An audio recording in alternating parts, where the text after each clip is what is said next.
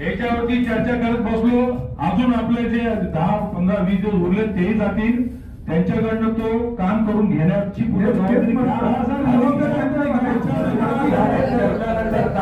प्रभाग समितीवरील पूर्वी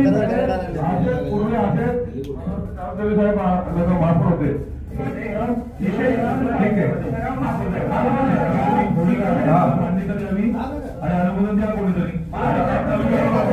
परंतु कमिटी नेमून बिल अदा करण्यात येईल आता एका मध्ये उल्लेख करावा. Okay okay. प्रॉपर्टी एक्सट्रॅक्ट वर विकणारा नवीन आमिर एम सिद्दीक पटेल.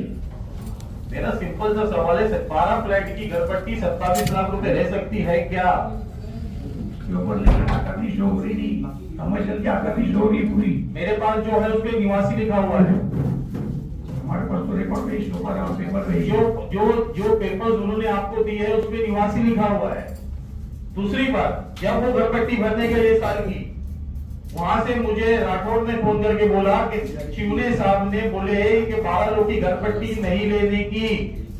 मतलब मैं घरपट्टी भरने जा रहा हूँ, तो ये घरपट्टी भरने से मना क्यों करेंगे? उसके ऊपर ये लगा दिए कि बिल्डिंग इलीगल है, इसको तोड़ दो. जिस दिन मैंने दराड़े सर को फोन किया, दराड़े सर के पास मैंने पार्टी को भेजा, दराड़े सर ने पार्टी इनके पास भेजे, इन्होंने मुझे मैसेज भेजे. क्या मैसेज भेजे? सर उनको भेजिए, उनका मसला मैं हल करके देता हूँ. क्या है, मैंने आपको नहीं ये तोड़ा है, उसको मेरा सिर्फ ये बोलना है. कायद्याने उत्तर द्यायला पाहिजे. ते असे उत्तर देतात तर साहेब हे चालणार नाही. तर आमच्या समोरून काय उत्तर दिलं पाहिजे का? तुम्हाला जे करायचं ते करा.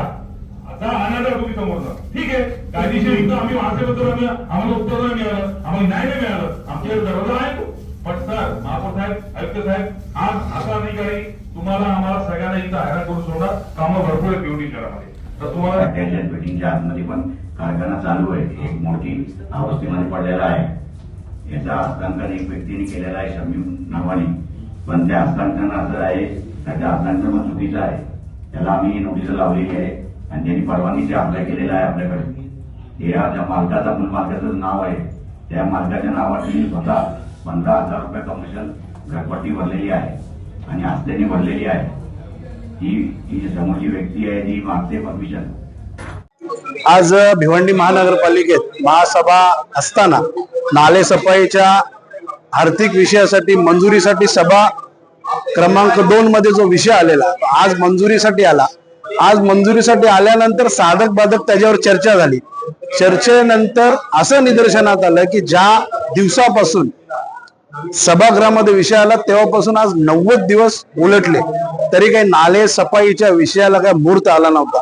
माननीय महापौरांना आम्ही विनंती केली, माननीय आयुक्तांना आम्ही विनंती केली की जो नाले सफाईचा विषय होता मागच्या वर्षी, त्याच्या आधीच्या वर्षी नाले सफाईचा विषय ठेकेदाराला मदत करण्यासाठी हे शेवटच्या टप्प्यापर्यंत घेऊन येत असत. परंतु यावर्षी देखील आम्हाला अपेक्षा होती माननीय महापौर, माननीय आयुक्तांकडून की आपण जो विषय लवकर घेतलेला, मला तरी वाटलं की 30-45 दिवसाच्या कालावधीमध्ये हा विषय संपून नाले सफाईची सुरुवात होईल. परंतु असं न होता मागच्या वर्षी सारखी चूक महानगरपालिकेने आताही केली.